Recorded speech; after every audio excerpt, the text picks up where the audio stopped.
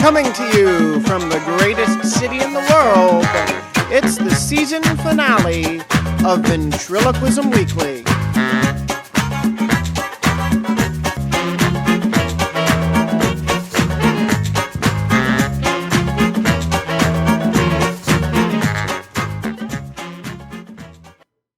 Hey guys, Matt Bailey here on this Monday, December 15th, 2014. Unfortunately, we've reached a time in the year, in the semester, where I'll be taking about a month off until school resumes. We can talk about that at the end of the episode because today, holiday season coming up, we got a treat for you. If you are looking for a gift to give to your friends, family, ventriloquists, non-ventriloquists alike, tomorrow, Jay Johnson, The Two and Only, is released on DVD. And today, you get to spend over half an hour with two men behind this incredible film. Of course, Tony Award winner Jay Johnson, the writer and performer, star of this show, and director Bryan W. Simon, who's also known for I'm No Dummy. They joined to talk about a lot of cool things, from shot composition and how it was edited together to how this beautifully shot production, it really is gorgeous, came to be. And how excited Jay is to finally be able to offer it, and the process he went through in being able to offer it. So we covered a lot of stuff. This is a can't-miss, behind-the-scenes exclusive to wrap this up until February. Now, normally we come back around the last week of January. I will explain what I want our season premiere to be on the flip side of this. Stay tuned for some Ventriloquism Weekly updates. But for right now, I just got to let this speak for itself because it was so much fun. Here now, our interview with Jay Johnson and Bryan W. Simon. Jay Johnson and Bryan W. Simon, welcome to Ventriloquism Weekly. How are you today, gentlemen? Couldn't be better. How are you, Matt? I am great. Doing great, Matt. Oh, thank you. This is a fun one because tomorrow, Jay Johnson, The Two and Only, comes out. And Jay, when we were at CAX just this past January, you were talking about distributors and different things. And now, not even a year later, the beautifully shot production is released on DVD. How does that feel? Well, in some ways, it feels like tomorrow would never come, and now it feels like it's here already. So I'm delighted. It's been a long haul, actually. So, Bryan, how does it feel for you? What was the process like getting this out? It's a real mix of emotions for me. As Jay mentioned, the process, is it feels so slow, and then it's off and running. You do your pre-production, you shoot, editing, post-production, find distribution. The next thing you know, there's a distribution date there, and you're scrambling. So, 1 minute you're waiting, and the next minute you're running as fast as you can to let everybody know what's coming out. So for me, it's a real mix, and I try and modulate my emotions as best I can so I don't drive myself crazy. So that's great. Matt, one of the things that I would never thought about is we had at least 8 cameras running constantly. We never stopped. It wasn't like a matter of doing a take. Bryan just shot the show as it unfolded. So when we got back, I was ready to see some footage. I was ready to see dailies like you usually. Well, these little guitar pick chips that they have in these cameras hold I don't know how many gigs, but it was one take. So it was basically every camera had 2 hours worth of information. And Bryan, it just took forever to download that so we could even look at it. Didn't it? Like a month or so? I think it's amazing.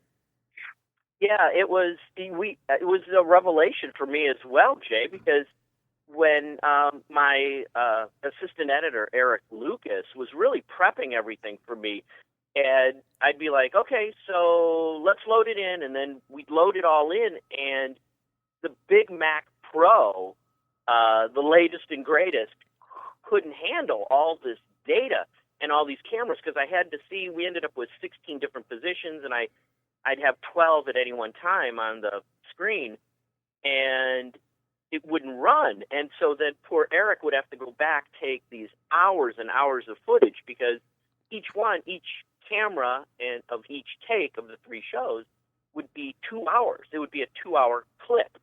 And we never knew. We never normally, knew. Yeah, Brian, like normally in a movie that you would shoot, a take would be, less than a minute maybe, so you would have all these little pieces rather than 1 2-hour take. Who knew? Who knew, yeah.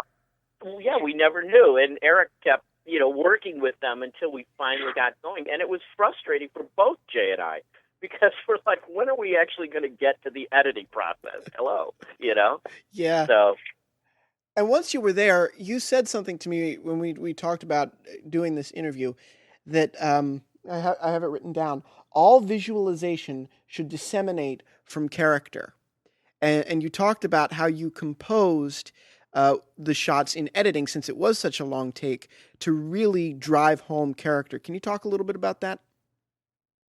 well, yeah, I mean, it's in this case, I don't have two actors on stage portraying a role. I have one actor who is doing so many different things. And this is what I love about the show. The show is extremely modern. It's very modern theater. Yeah. Jay is working with his puppets. He's portraying other characters. He's portraying a younger self. He's, has these emotional moments with Squeaky. And so on occasion, one of the things that I try to do is let the character drive the shot design.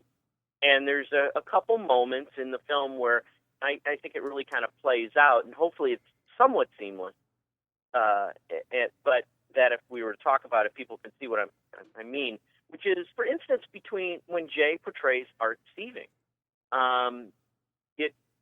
Jay is on one side, and then I would cut, and Art is on the other, and they're almost looking at each other in each cut, and then it opens up fairly quickly. But we've established these two characters, and I wanted Art to kind of have his own shot.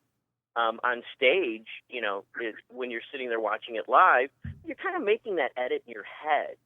But through a camera, the audience wants to see that differentiation. And so I wanted to make sure I did that for the audience. And I hope it worked out well, and that people see this amazing acting very separately. The young Jay speaking to the older Art. He's portraying both roles, and I wanted to show that not only through shot design, but also through the editing. Just what great acting is going on there. And Matt, one of the things that I've learned just by doing visual theater is that no matter what, when a magician says camera tricks were not used in this special magic tricks, well, that's absolutely wrong, because the minute you put a camera somewhere, it's not omnipotent. It can't see everywhere. So you have designed that shot so you only see what you want to see. Therefore, it's camera trick.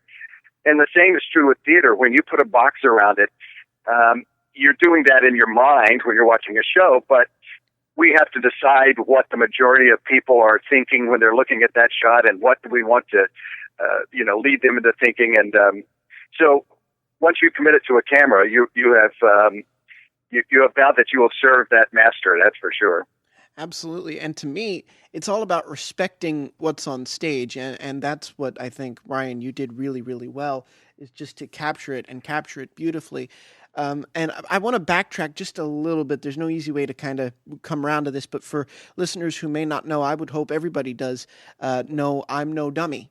And ventriloquism is a subject that you've been shooting. Can you talk just a little about that project and kind of how it led into doing The Two and Only with Jay?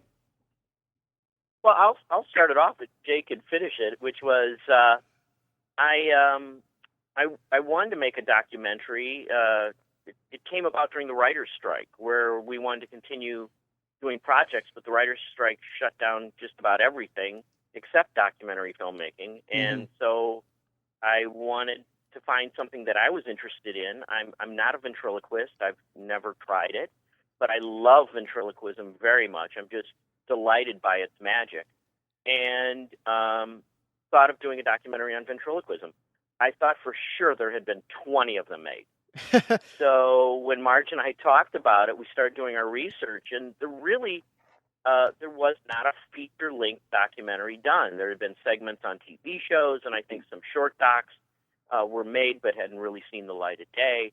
And so we came up with the concept, how we wanted it to be structured, and really kind of deconstruct and discuss the art form. And I want to be very clear. It's about the art form and my love for it. So then, I contacted people, and at first no one really wanted to talk to me because they had been treated fairly badly in the past in these cases. People would come in with good intentions. And then... Well, Bryan, I'll jump in to say to Matt that I think all of us have been approached so many times, and no matter what they said, the documentary would be about the crazy person and why are they nuts, and that's not the way any of us wants to be remembered. So Bryan's editorial and his way of approaching it, and just his respect for it, certainly got my attention like right away. It was going to be different from the beginning for me. Yeah. And Jay was really good. I think I sent you an email, and you responded, and then we met. And I had only seen him on soap and then in the comedy clubs, and he invited me over to his house. And I just remember that feeling of sitting there in your living room. I had a hard time even discussing. I was trying to be so professional, because here I am standing in front of this guy that I had seen on stage so many times. And now I'm saying, well, I'm going to be interviewing you, and, what figures should we talk about, and all this stuff. And then the kid inside me is going, yippee, yippee, I'm talking to Jay Johnson. Oh, trust me, that's how we all are at Van Haven. He was nicer in person than he is on stage, if that's possible. Because I know Jay and I have both met celebrities that we really thought would be cool, and they're mean or something, It's happened to me so many times, and I go, And Jay was nicer in person, and we're friends to this day because of that, I think. That it's just, it's just been a delight working with him. And just doubling back, too, on the one thing, talking about collaboration, is Jay was there from the very beginning with me. And I would propose ideas, and we'd discuss them, and Jay would rein me in because he kind of knew. And this goes into shot selection and things like that, or an idea of a way I wanted to shoot something. And in other cases, I would present something, and Jay would say, okay, go with that, and let's see how it works out. And then in the editing process, we'd have these discussions again. And so it was good for me to have Jay kind of temper my enthusiasm in some ways and help to see how the audience should see something. Yeah. Because, he knew from his stage work how the audience might react to something, and I then wanted to show things a certain way. And I think it was a good collaboration. I do too, Bryan. He really helped me visualize it in many ways. Well, one of the things was, right after I'm No Dummy was distributed, the company that distributes I'm No Dummy was very interested in The Two and Only. They thought, yeah, this is their next project. And I was very interested in getting it on film. But every lawyer I went to and every contract I looked at some point, I gave up total artistic freedom and artistic decision toward the project. Even my attorney said, Jay, even huge stars don't get final edit, and, distributors just going to want it their way. So it really took a long time for me to get all the rights back and all the ducks in a row and get it financed so that really I could have the relationship I have with Bryan and some input into a project I wrote and starred in. So I think for me, Bryan was so accommodating to let me see my dream and then add to it with his expertise and frame that dream in a way that I think really, really works. It really does. I mean, it's really hard to talk about shooting a concert, a performance of theater, not even a concert, forgive me, a performance of theater and capturing it, but you can capture the moving images, and don't mean this as flattery, I mean this as fact, it takes real skill to capture the emotion of those images. And I think that's what I'm trying to get across to the listeners, is that that's what happens in this film. And so what, we talk about character and shots, what other methodology did you bring to capturing the performance? Well, first and foremost, it starts with Jay. If you have nothing if the actor's not bringing everything to it. In all my projects, it's really about, it begins with the acting. And in this case, I'm just trying to make sure that that reciprocal experience that he had with his audience live, can we somehow bring that similar experience to a home audience? Because they are two different beasts. You see them a little differently as an audience member, but they both can be equally as exciting, but they're different. The live performance is amazing. I come out of theater, and I just love seeing it live. But Jay can't walk into every home in the country and do it live for them, so we've got the DVD. So how do we, make it work so that they feel some of that energy and excitement and, the ups and the downs, the highs, the lows. And so in the one shot that I've talked about, and people ask me about it all the time, is the squeaky shot. Oh, yes. And it's Bryan going all artsy and Jay being brave enough to say, okay, go ahead and try that. And then let's see in the end if it really works. Because it's not something you would ever see from sitting in the audience watching him on stage. And that's the overhead shot of when Jay really put Squeaky to rest. And it's the end of that comedy team. And I was hoping to capture the emotion that I do think they feel as audience members there, but that they could see at home and see something very special, which is into a puppet's suitcase, a puppet's case. Yeah, which you never, ever see. And we talked, Jay and I had long conversations about that. You just don't see that process. Yeah. And it shouldn't. It happens to be integral to the whole learning and teaching I had from art teaching of the way you put a puppet away. And if there was ever a time to show it, that would be it, because it's so integral to his teaching. There's one thing I want to say about what you're talking about, Bryan, because total sense about the difference. I worked at the Horn Comedy Club, Singers Club down in Santa Monica one time, and guys would come in to rehearse their Tonight Show set all the time. So I would see guys come in, and they would do a really funny 7 minutes, and I would say to Sandy when I got home, I think so-and-so is going to be at the Tonight Show tonight. It's a funny set. Let's watch it. And we would watch it, and it would be the same material that I'd seen, and work on, but the television had cooled it off so much that Sandy would kind of look at me and go, really? That? And I said, well, it absolutely killed in a nightclub, and it was probably killing the audience there. But the time that was kind of put on the air and it got to my television, it had cooled down enough that it was not the same animal. So Bryan's duty to make that energy transcend is remarkable and not easy at all. It is. What I really hope is that the people that buy the DVD and haven't seen it live get a chance to see it live.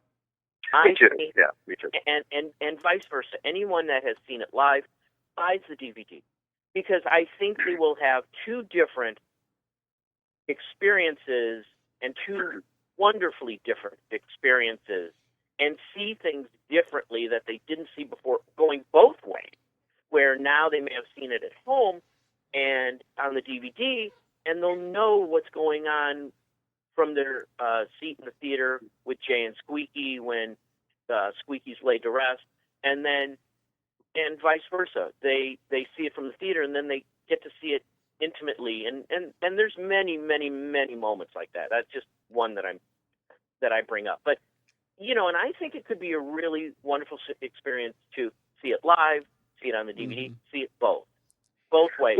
And I hope too, Bryan. I hope it keeps touring as it has, because the theatrical experience is just amazing. It's just Matt, what I would love ultimately is, I want to perform the show as long as I can on the stage, because that's I have a tough time watching myself. I'm such a control freak. I want to cause it to happen, not watch it happen. But yeah. I would hope, it would be my hope, that somebody would buy the DVD and say, you know what, I don't think that can really happen live. I think this is, this television, you can do anything. You can do all these things. And I don't think he really did all that in one as it was happening. And I want to come to that down in the theater without a television screen around me and show that everything you saw, I did live as it happened in front of those people when we filmed it. So that would be my joy. Yeah, it would. It's purely magical when you see it live, and I hope I get a chance. I almost came to see you in Boston, either this year or last year, but it was actually I think it was this year, but it was right around the time school was starting back up, and it was just timing didn't match. So hopefully it'll come this way again. I got to ask you, Jay, what was the process? We talk about the shots with Bryan and all that stuff from start to finish. What was this like for you? Well, it was, like Bryan said, it was a roller coaster ride, for example, and it all worked out great, but we had gotten a local scenic company to recreate the set that we had on Broadway, and of course we had to get the designers to sign off to let somebody else build it, and, we really didn't have the money to get the plans, but we found somebody that could take it from what they saw and fit it on the stage, and so we were all set to go, and we've talked to these people, and they're constructors, and artists that you think you're communicating with. So we get there for the shoot, and we said, we better go over and see what the set is like. And we go over to their scenic design studio, and it has been padlocked by the sheriff of the county Ooh. for non-payment, and it's locked up, and there's nobody getting in or out of that. Yikes. And Bryan and I both looked at it and said, if our set isn't there, and we shoot in 2 days, what are we going to do? Turned out that that property, they had been there a while, and they had the set, they were ready to go, and we finally, found them at the theater. They were actually putting it in. But for that moment, you think all of this energy has gone into a moment, and we don't have the set. So. Well, I got to wonder, putting it on film, emotionally, this is your baby. This piece, won you the highest award in theater. And, it's very much a part of you as much as you are a part of it. What was it like making that decision? I'm going to record this and I'm going to bring this to people. Well, it took a while to say to myself, it could be done, because, like I said, I know how much it cools off, and I've done a lot of television where how you think it's being filmed is not how it's being perceived, and so it was really touch and go, and there was a long time before I thought it could be done. And then I thought maybe just for archival sake, we should have it done so, my kids could see it. And then you think, well, if you're going to do that, why not do it so that it's not just shot on an iPhone? Let's do it right. And that's where Bryan comes in with all his expertise. But I was never sure until we saw it. And to be honest, I was not sure until we showed it at the Egyptian Theater and 30 feet high that there would be anything other than my dream. But the audience reaction there in a big theatrical setting saw it as a movie, and they said in some ways they liked the intimacy even better than the live show, although you have a seat that you can't see in a live show, but then you get the feel that you're in a live show. We got all the right reactions. So whatever fear I had going in has calmed down now that we're about to release it to the public tomorrow. Yeah, it's quite exciting, and I think when it's done right, and I keep praising Bryan over here for getting the shots right, is when it's done right, there's benefits to both. You like you said, you get two different experiences. Yeah, and really the fact that I was not excluded from the process and didn't have to one day come in and the studio says, here, take a look at what we've done with your show. That made me feel a lot better that I had Bryan and I were involved in every step of the way, and at least I was aware of the directions it was going, and no surprises there. So I couldn't be more pleased, really couldn't be more pleased, except like Bryan said, if I could go to everybody's living room and do it, I'd be doing that, but I can't. Did you have to change anything creatively within the content of the show for the film, or is it just what we saw, on Broadway? We didn't change anything in the show. Bryan just set the cameras up and at the angles he wanted, and they ran while I was running in front of the live show, like I'd done so many times. When we got to the process of stitching those scenes together, we found that there were certain things that you can do on a stage that you can't do on a film of this nature. And one was, if you're sitting in the audience and you have this gorgeous, beautiful lighting effect that takes the entire stage and dims and there's the sunset, and it's really wonderful when you're sitting in the theater. But on film, unless you take a shot that's way back and it loses all relevance, you don't see that change. You don't see those artistic twists. So we really had to make a decision that those things had to be to a minimum in the film. And really, you don't miss them. You don't miss them because your eye is going where it needs to go, rather than having kind of this moment of pause there on the stage where you can look at beautiful lights. And it's still beautiful, still attractive. And so really, it was more of selecting from the Broadway show all the materials there. It was just some of the pauses. I have a glass of water occasionally. There's only one time that I get to drink in the film. It's like I'm a camel, so it's perfect. Yeah, it's. Yeah, I think we discussed that on DVD, for the home audience, VOD, pay-per-view, we could do anything we wanted. This was a chance to, if you wanted to change something, to change something. And I threw out some ideas, and we discussed things, and we realized the show's perfect. There is nothing to add or detract. I think the only thing that we just barely tweaked was the opening. It's the exact same opening, but we discussed the fact that the audience, and the home audience too, would like to see you, acknowledge you, and then you're off and running with the green bottle. And that was the only thing that we in the original, sorry, Brian, I'm talking over you there. The original Broadway was this wonderful full stage change from looking at the boxes to looking at the set to looking at this, and I would sneak in and suddenly just kind of be there. And that just wasn't working on film. It was darkness until you're there. So we had to really design it so that I had an entrance. And to me, it looks like what people perceive that they saw on stage. Anyway, it's not exactly the same, but it feels and acts exactly the same it was. Yeah. Yeah, it's really cool to hear, because you think about okay, capturing it, but you capturing it from the camera side, but also making it translate from the stage side as well. So it's really interesting to hear what you had to modify. Where will it be available? Where will our listeners be able to grab it? Well, right now, Brian, you probably are more up to speed than I am, but I know that Amazon has been selling it on a pre-release basis, and they'll finally go ahead and release it. I'm sure they'll continue to sell it at Amazon.com under Jay Johnson 2 and Only. And then eventually, I guess it may go to Netflix. There's nothing in the works. We're also working on some foreign distribution where it would be carried in London on their some of their cable and some of their markets. So right now, the best place would be either through MVD, which is our distributor, or through Amazon is probably best. Nice. Yeah, Amazon.com would be the first place. I'm certain it will be, as I'm No Dummy is available on like Walmart.com and BestBuy.com.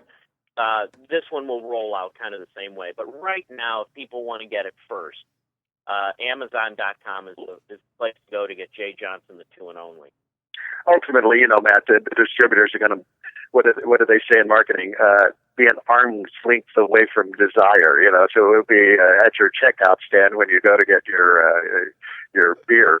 That would be their ultimate. So, they'll want to make it available everywhere and anywhere, and we'll see how that works. But for sure, it's on Amazon, and that's the place I would go anyway. And what do you both, you say you pick it up and you get it, or somebody gets it for Christmas. What do you want people to take away from watching it? Wow, great question. I just want them to appreciate the art form of ventriloquism, first of all. And second of all, I always got the feeling when I was doing the show live that people didn't, because I connect with my mentor and my hero, Art Sieving, that they will find within themselves their hero and their mentor and their teachers and all the things and all the people that helped them. And so I hope they see ventriloquism and the 2 and Only as the metaphor for their life, and the people who have changed their lives and made it something they never thought it would be. That's what I hope anyway. Bryan? For me, I hope they share this with their friends. That they not only see it, but they spread the word outside the vent community. to their friends, because that's what happened with I'm No Dummy. Yeah. And I'm very grateful to the Vent community that they saw that it transcended the Vent audience and went it went further out. And the Vent community has been very good to me in that way. And I urge your listeners to share this with everybody they know. Yeah. Because it will change the way they see Jay Johnston, the way they see ventriloquism.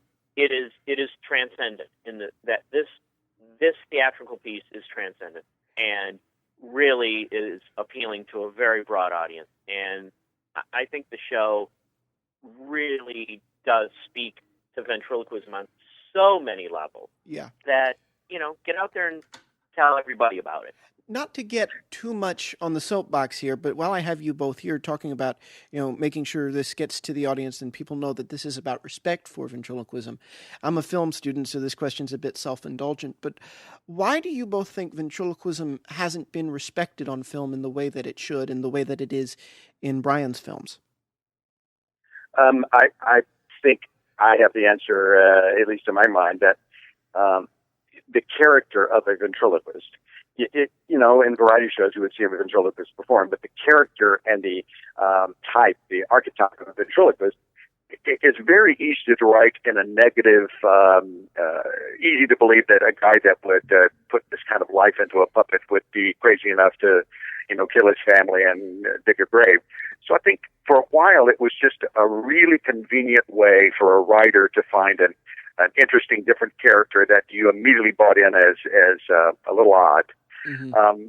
And I think that it was just there were 3 Twilight Zones and 2 Alfred Hitchcocks that dealt with the same subject of this kind of thing, and then the movie Magic. And so I think it really, if jugglers were seen as people that made bowling pins talk, they would probably be the villains, But I just think that it's a matter of exposure now. You don't get to see a lot of ventriloquism on variety shows and talk shows and that kind of stuff. So I just think it was convenient, and I hope we can get past that, Judge it for what it is, not for what it's been portrayed as. Yeah. Talking about convenience, I agree. You said, Bryan, when you were going about I'm No Dummy, and people were like, well, why aren't you doing it this way? You said, because that's easy. Yeah, I think to portray ventriloquists as multiple personalities and crazy and neurotic and whatnot is too easy, and if you're going to be an artist, I try to be an artist as a filmmaker, mm-hmm. and then you reject all the easy things, and you go after what is difficult, either personally or artistically. And I knew I liked ventriloquism, and more people talked to me and said, yeah, but, and I was like, yeah, I mean, I could easily go that way, but I want to show it in the way that I see in my heart, which is an amazing, wonderful art form. And it was difficult. The style of the documentary is definitely, it doesn't really have a narrative. It's more like a book. There are chapters, and mm-hmm. we turn those pages and construct our narrative through reading or watching this, this film. So that was it for me. Is I just didn't want the easy way out. I knew there is a way to portray ventriloquism in the beautiful art form that I know it was. I just knew there was a way to do it, and we did it. So. Anything you learned from doing I'm No Dummy that you took with you to the 2 and Only? That's a really good question. Make sure Jay Johnson has great craft service. That's what he learned. Make sure that Jay Johnson gets his Dr. Pepper and his bagel when he wants it. That's all. Brilliant. Well, I think in some ways I was more prepared for Bob, because he's not doing only. He wanted his own dressing room, and, there were girls jammed to the rafters in there, and you'd bang on the door and hear all these people. Just getting him out to do a take has always been an issue. Yeah. I've worked with difficult actors, but Bob was, you had to handle him with kid gloves. So I think that's what I learned from I'm No Dummy, is how to handle Darwin, and Spalding was a dear. Anything I needed, Spalding was there. Poor Spalding got abused. The ball drop never worked for any of our filming, did it, Jay? No, it never did. Ball drop never worked. And we have an insert shot there because we had to. We couldn't. Spalding did his best, but every time he went out of the rafters, and over and over again, poor Spalding had to drop until we got. Yeah, he did.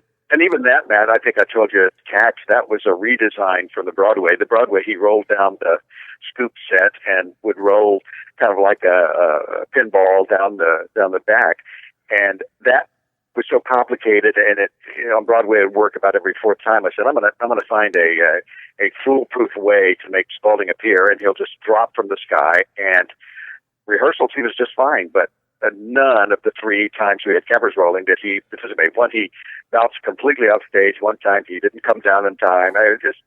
He's really maybe he's just physically challenged. I don't know, Brian. Maybe I thought he was just nervous. This was different from him, from the Broadway show. All of a sudden we changed his blocking, and it's up for grabs. He just wasn't there. The one thing, Matt, that no one knows, only Bryan, the director of Jay John, the two and only, would admit that there was a time when Bob sat right off stage with a stopwatch just to make sure that every second Squeaky was on stage, she would be exactly the same amount of time. I mean, it was just awful. You add a joke, and then Squeaky, doesn't care, but Bob says, no, I have to have the same amount of time on the screen. So, Bryan, to do that and working with Bob and his picadillos, I don't know how he did it. Bob is ever the diva. I love Bob. I love Squeaky. I love you too, guys. Thanks for being here. I have one last question. Because after all, this is Vent Community, and this has been at the back of my mind for a while. What do you want this to do for the Vent community when they see it? We talk about it increasing the art form as a whole, but what do you want the Vents who are out there who are going to see this to take from it? Well, I hope that they'll just that they will see their art form in a film that works. But most importantly, for the audience. And for those other events, I want them to say, wow, I didn't know ventriloquism was so interesting. I think I'll go see one the next time I see them at a club.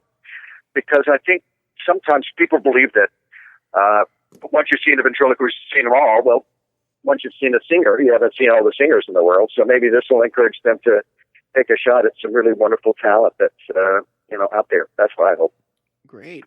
Bryan? Yeah, for me, I really hope the Vent community sees what Jay did and understands that there is more to this art form. There is so much more to it. Darwin is postmodern, which is just craziness to me. Jay was able to construct a Broadway show, win a Tony Award, which no one probably ever would have imagined that could happen to a ventriloquist, but he thought outside the box, as it were, and said, yes, I can do it, and expand on your art form. It doesn't have to just be stand-up. It can be so much more. What are those ways? I challenge the Vent community to find what those ways are and to follow in Jay's footsteps. And I mean that because he has advanced the art form. Exactly. Yes. Ventriloquist, and you need to do the same. And for the public, I agree with Jay completely, is that there's more to it. What you think it is not, it is more. And watch this show, and you will be changed. You will. I watched it on the airplane home from CAX, where Jay was having advanced copies available, and it's just life-changing is what it is when you do this art form.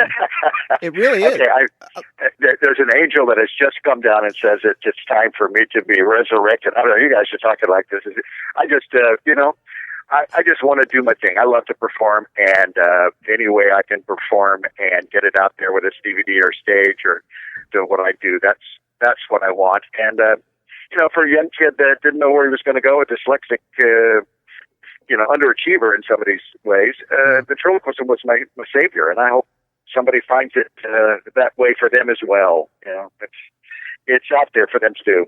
You're only limited by what you want to do, and you become what you rehearse. So go for it. Well, gentlemen, thank you so much for your time today. Everybody else, Jay Johnson, the two and only, released tomorrow. Thank you so much. Matt, you're the best, and I'll see you in a few weeks at CAX. How's that? Yes, sir. All right. Thank you to Jay, and thank you to Bryan for coming on. You guys were great. It was such fun getting to talk to you. I encourage everybody, perfect gift this season. Just go out and get this DVD and make it a gift to yourself. Get two, one for a friend and one for yourself, because I promise you, you're not going to regret this. This is one of that rare film, like we were talking about, that treats this art form with respect and the dignity it deserves. I was honored enough to be at CAX and to pick up a copy of the screener, and I gotta tell you, I watched that thing so many times. It's just a brilliantly made movie, and I'm so glad it's getting a wide release now. And those of you that saw it on video on demand, pick up the DVD so that you have it, because it's just, you won't regret it. It's a great addition to your collection. And of course, add I'm No Dummy to that as well, Bryan W. Simon's other film about ventriloquism. That's another really good one that just treats this art form as an art form, like he said. So I highly recommend all of their work over there, and I'm excited for tomorrow, be able to go and grab it, or if somebody wants to get it from me for Christmas. My family needs hints, so I'm hinting to them through this program. Hi, Grandma. Yeah, I'm talking to you. Okay. I have the screener, but I want the copy. So speaking of CAX, where I got the screener, that's the reason that I'm not going to come back until February, because I can't think of a better way to kick off our, what will this be? With how I break it up, we do 2 seasons a year. 4th season, 4th little block of episodes before any major break, with the live interview I will be doing at CAX on Friday, January 30th at, I believe, 7 p.m.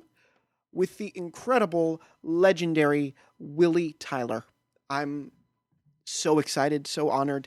Thank you to Mark and Steve, Mark Daniel and Steve Axtell, that is, for inviting me out to do that again. And I'm so happy to announce this on the back end of this season as something to look forward to next season. And I'm not giving anything away, because it's already on cadabra.org/CAX if you want to go ahead and take a look at that. Come to CAX. You won't regret it. It's a lot of fun. Come say hi. It's just you learn a lot, but you don't know it because you're having such a good time. So I'm so excited to go back, and it's just a few short weeks. And until then, I want each and every single one of you to have a fantastic holiday season. And I'm just going to go through as many as I can, and if I offend anybody by missing one, forgive me. Merry Christmas, Happy Hanukkah, Happy Kwanzaa, Happy New Year, Happy Saturnalia. That's inside joke. Never mind. Just have a great holiday season. I'm excited to come back to interview Willie, and after that we'll be off and running. But rest assured, once we are, I won't take another break until the end of next semester in May. And that's it for us this week and this season. You can always reach out by visiting ventriloquismweekly.com. That is the mothership that has all of our episodes, 61 of them now, people. 61 episodes. How? I don't know, but 61 episodes. Go ahead and take a listen, and you can reach me directly. It is an email that I check and I respond personally, ventriloquismweekly@gmail.com. And you can find us on Twitter @TalkFor2. And if you want to use hashtags on Twitter or Facebook, hashtag TalkFor2, TalkForTwo. And we have a Facebook group, not a fan page, because the event community is a community. It's Ventriloquism Weekly, podcast for ventriloquists. Look for us, and I will look for you, and I will see you on the flip side of this new year in the second month of the year, the first Monday in February. Look for our interview with Willie Tyler, live from CAX. Signing off from New York City, I'm Matt Bailey, reminding all you vents out there to keep talking for two.